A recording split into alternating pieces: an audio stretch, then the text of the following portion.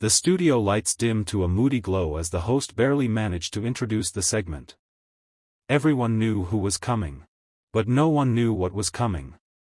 Then came the footsteps, calm, deliberate, and unhurried. Denzel Washington emerged from backstage, his face unreadable, jaw set like stone. The audience rose to its feet not with applause, but with something else, tension. Anticipation. As if they were about to witness something historic, not just entertaining. He didn't smile. He didn't wave. He took his seat and stared straight ahead. On the opposite side, Donald Trump leaned back in his chair, arms crossed, exuding his usual confidence, maybe even cockiness. But something in the way Denzel sat, poised, silent, powerful, seemed to shake the air in the room. Even Trump's smirk twitched for a second. The host cleared his throat, awkwardly. "Gentlemen," he began, "tonight we're here to talk about leadership, the direction of this country, and..." Denzel cut in. He didn't raise his voice.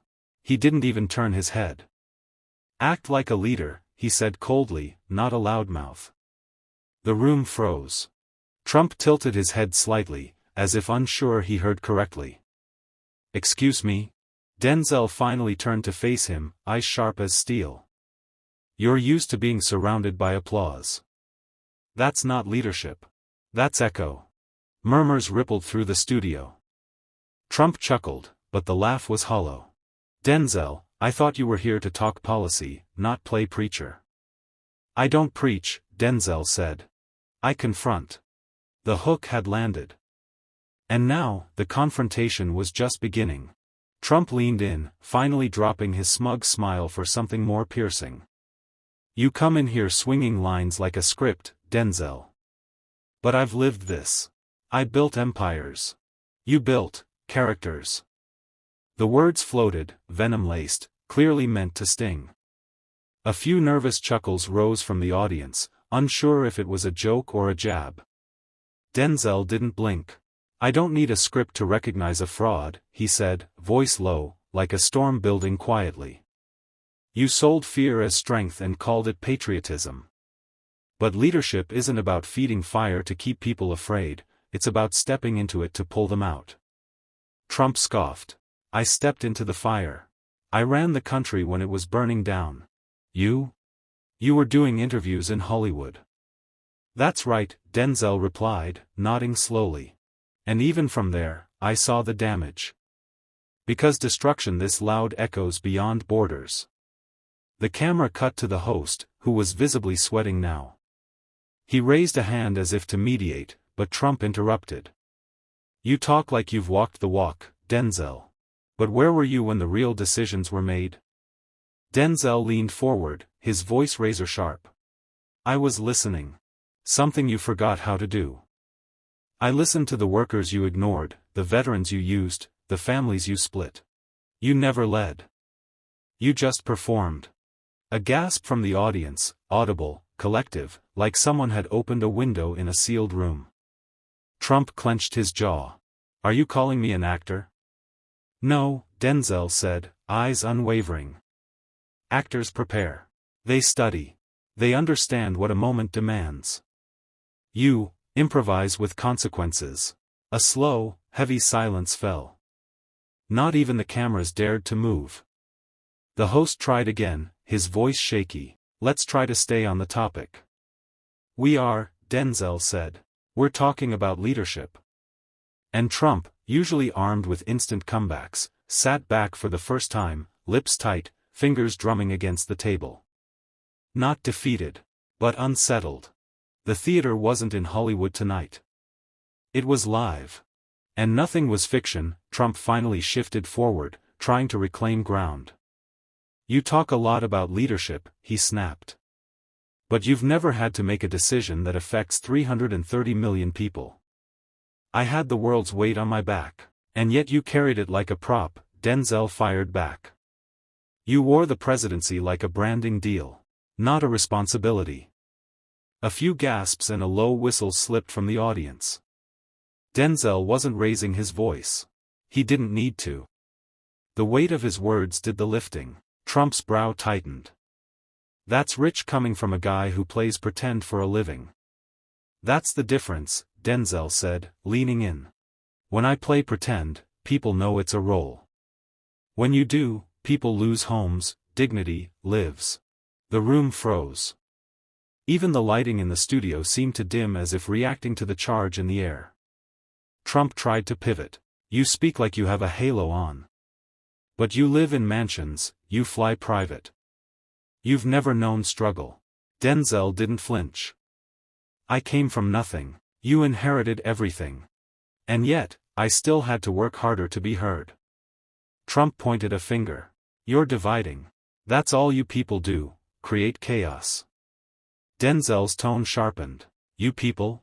Say what you mean, Donald. You've spent years wrapping bigotry in policy and calling it patriotism. The moderator's hand hovered over the desk like a man unsure whether to pull a fire alarm or pass the mic. Trump, face reddening now, fired back, You don't get to judge me, Denzel. The people do. I'm not judging, Denzel said. I'm reminding. And it landed. Because for a moment, even among the studio lights, the live cameras, the stagecraft, Trump looked human. Not presidential. Not powerful. Just, unmasked. The audience wasn't cheering. They were holding their breath. And that silence was louder than applause. The moderator tried to reset the tempo. Gentlemen, let's. But Denzel didn't yield. This isn't about me and him anymore. This is about what we've allowed leadership to become. Trump crossed his arms, smirking. Let me guess, you're the moral compass of America now? No, Denzel replied, I'm the echo of what too many have been screaming into the void. The audience leaned forward. Even in their seats, they weren't still. You sold rage like a product, Denzel continued. Packaged anger, fear, and division as if they were American values. And people bought it because they were tired of being ignored. Trump interrupted, people supported me because I told the truth. No, Denzel shot back. You told stories. Big, loud stories. And when facts didn't fit, you changed the ending. Trump's jaw tightened. Denzel took a breath, slower now. Real leadership doesn't come from volume. It comes from listening. From lifting people who don't look like you. From admitting you were wrong. He looked straight at the camera, not Trump. There's a young man in Detroit watching this. A mother in Mississippi. A teacher in Arizona. They're not tuning in to see who shouts louder. They want to know who sees them. Trump scoffed, you think speeches fix the country? You think inspiration is enough? No, Denzel said calmly. But silence isn't strength either, and shouting isn't strategy. There it was, the heartbeat of the conversation. The reason this wasn't just another televised clash. It was a referendum on what leadership should feel like. The audience didn't applaud. They didn't need to. The weight in the room said it all. Trump glanced away, just for a second. But the camera caught it. And so did everyone watching. Trump leaned into the mic, tone dripping with sarcasm. You talk real pretty, Denzel. Hollywood's been good to you. But this isn't a movie. Out here, power's not about feelings. It's about results. Jobs, borders, strength. He smiled at the camera. And guess who gave America all three? There was scattered applause, mostly from the far-right panelists sitting behind him. Denzel didn't flinch. I've been on sets where actors forgot their lines and tried to shout their way through. You remind me of them. The room tensed. Trump chuckled coldly, and I've met actors who forget this isn't their script to rewrite. Stick to roles, Denzel. I'm not reading a script, Denzel replied. I lived this. I grew up watching friends disappear into systems you pretend don't exist. I watched communities get punished for being poor, while the rich got bailouts and golden handshakes. He turned to the audience. This isn't about acting. It's about surviving. The camera cut to Trump, expression stony. Denzel stepped forward, voice stronger. You parade around talking about jobs, but when steel towns died, you blamed immigrants. When schools failed, you blamed teachers. When hospitals closed, you blamed regulations. Always someone else. Always a villain to sell. Trump bit back. And you sell victimhood. You make struggle look noble so you can feel righteous.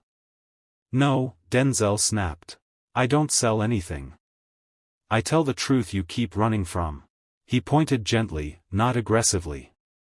Your ego's not a policy. Your resentment's not a plan. And your noise is not leadership. That line hit harder than a slap.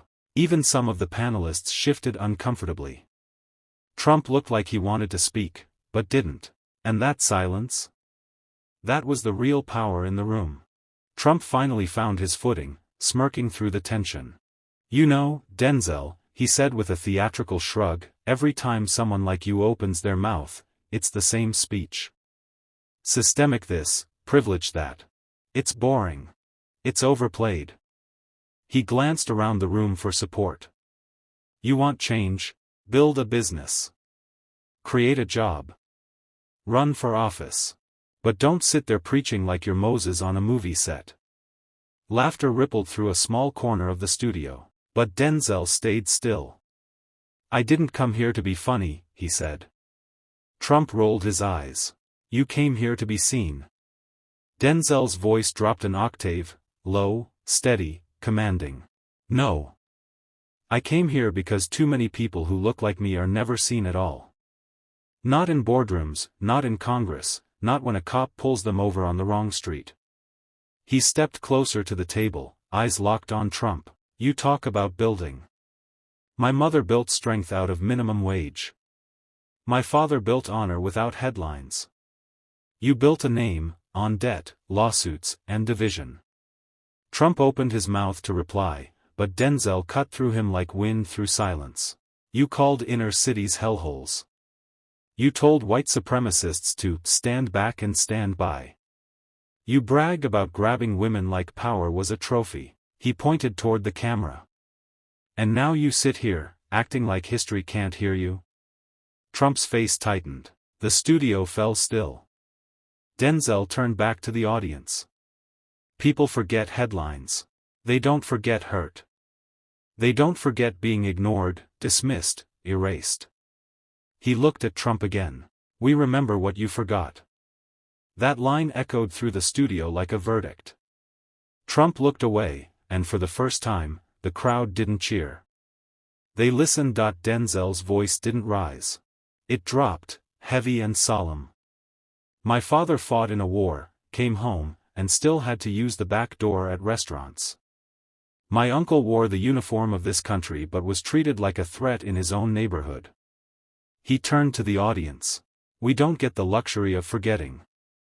Our wounds don't fade into nostalgia. They stay fresh, reopened with every name that becomes a hashtag. Trump scoffed. Here we go again. But Denzel didn't blink.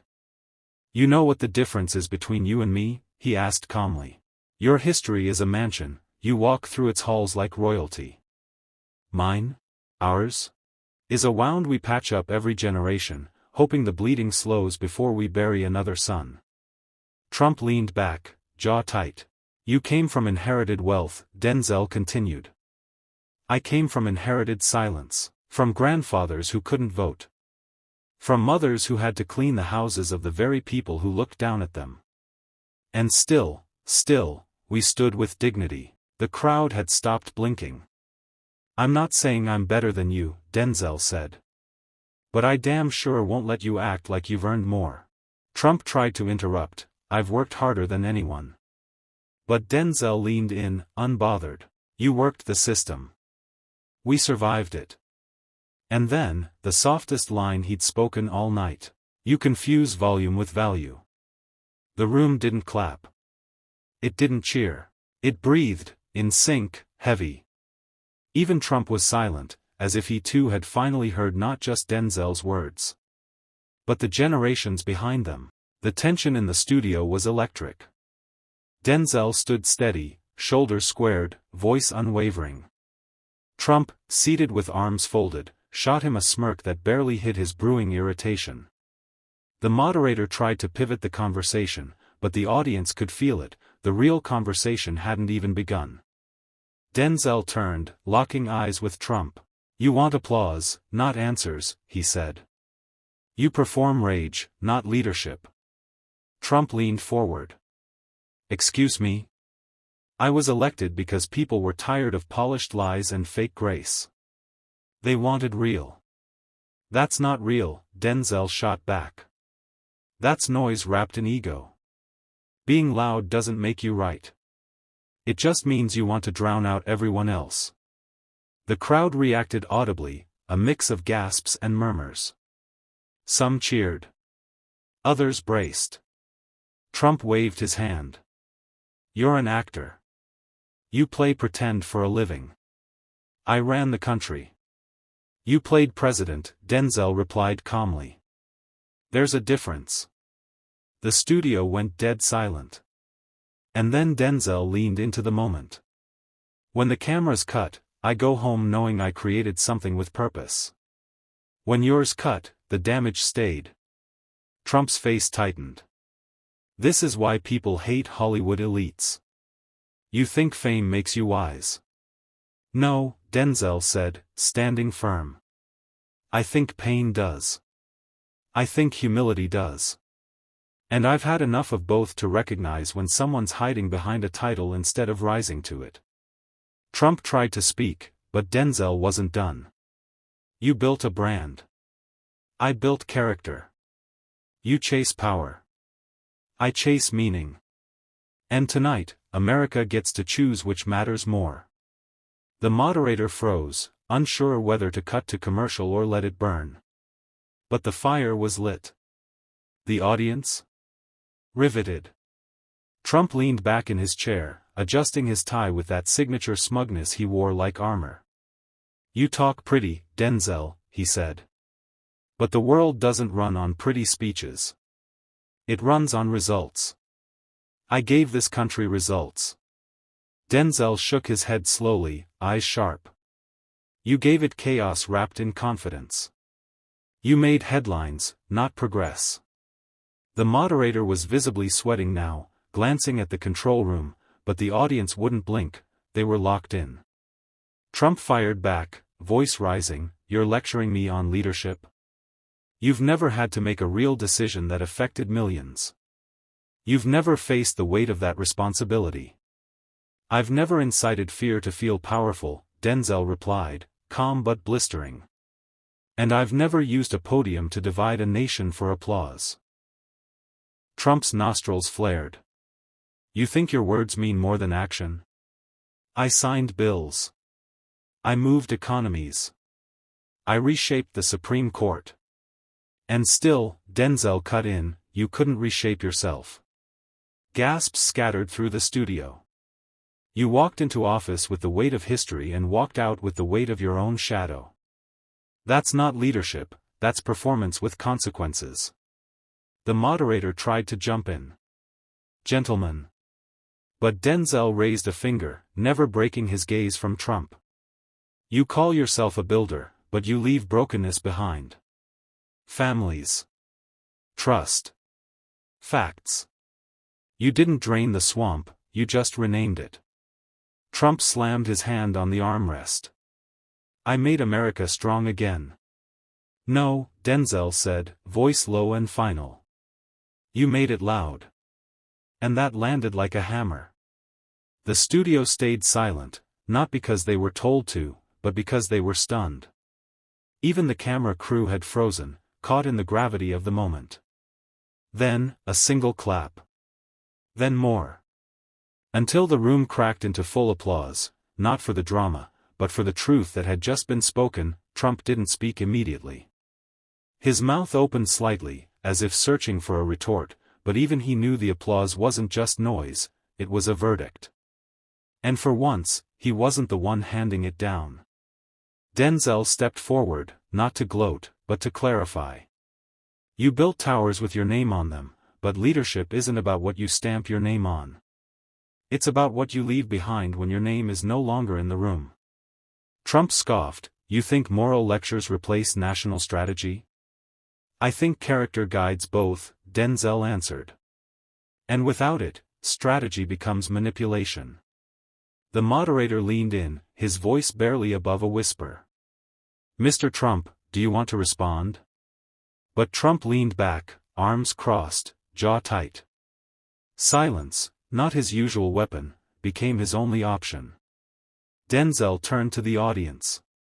"This isn't about parties anymore. It's not about red or blue.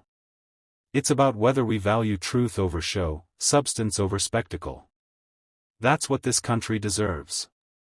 Someone in the front row stood and clapped again. Then another. Soon the entire room was on its feet. Not everyone clapped out of agreement, some clapped because they realized they hadn't seen this kind of directness on television in years. Trump stood too, straightening his jacket. "You got your moment," he muttered. "This wasn't about a moment," Denzel replied. "This was about drawing a line." With that, he walked off stage, not needing fanfare, not craving headlines. The moment followed him anyway. Social media erupted within seconds. Hashtags exploded. Millions watched, rewatched, and debated every word. But beneath the noise, something deeper had landed. A cultural exhale. A line drawn between what had been tolerated and what would no longer be. Not everyone agreed with Denzel. But they listened. And in a country starved for sincerity, that alone was revolutionary. In a world dominated by volume, Denzel Washington reminded us that clarity still cuts deeper than noise. His words weren't just an attack, they were a mirror held up to power. Whether you stand with him or against him, one thing is clear: real leadership isn't loud, it's responsible. What side of that line are you on?